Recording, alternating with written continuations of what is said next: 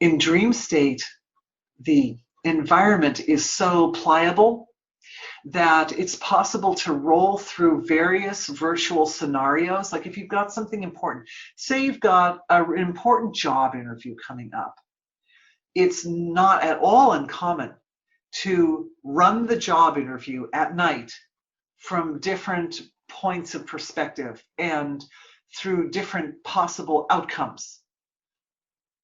If I say this, then what happens? If I say that, then what happens? It's very common. It's very common. We run virtual options at night. And there's no like big consequences, right? There's no big commitment or consequences. We just enjoy. So that's one of the things that absolutely happens during dream and sleep state. The primary thing that happens during dream and sleep state, of course, is healing and purification for the body.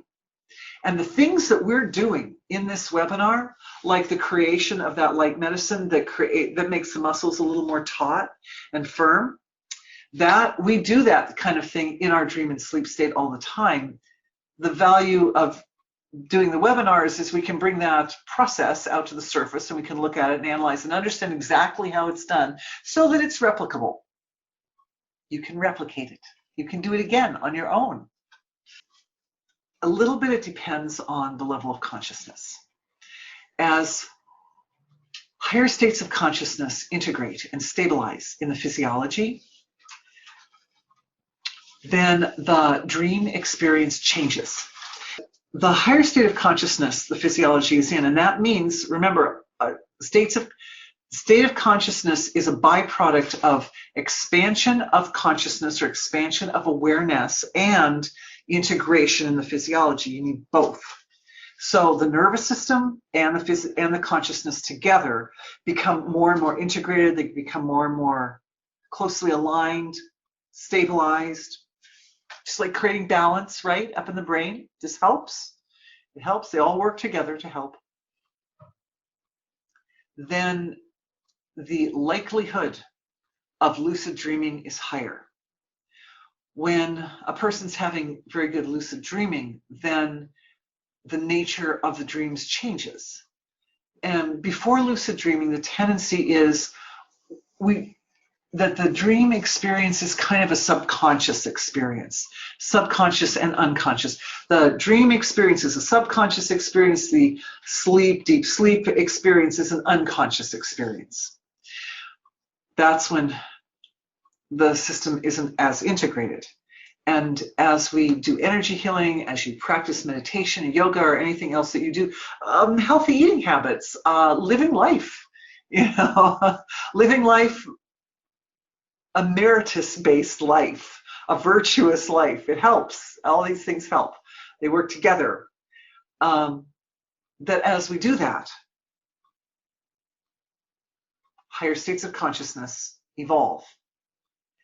And as that happens, more lucid dreaming is experienced, and then also lucid deep sleep is experienced.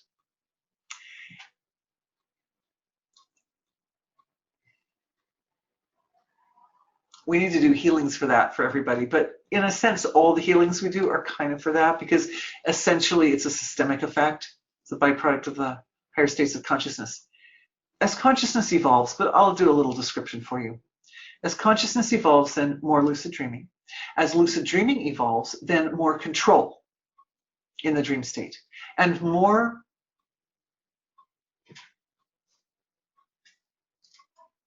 opportunity to explore the mechanics of how consciousness manifests at the finer levels of creation.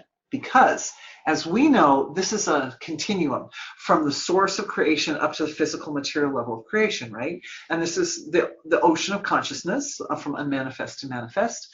And is actually, even though I identify these layers where different laws of nature dominate, it really is a smooth continuum. And so it can happen that as dreaming becomes very lucid, it becomes possible for the lucidity to be more like at a surface level of dreaming, where it's a lot more like waking state.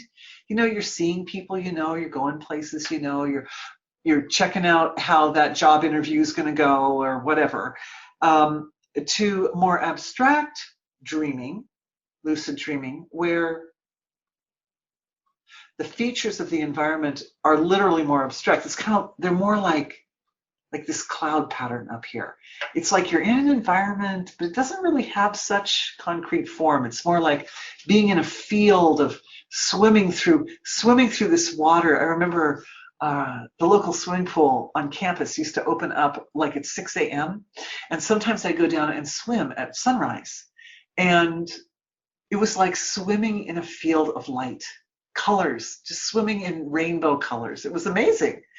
But it can be like that too. But at that level, the colors are meaningful. They all have energy signatures associated with them. But then there's that point of transcending and then going into deep sleep. And in deep sleep, lucid deep sleep,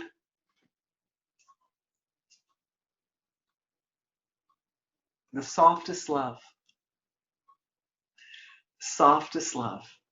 the most incredible physical comfort.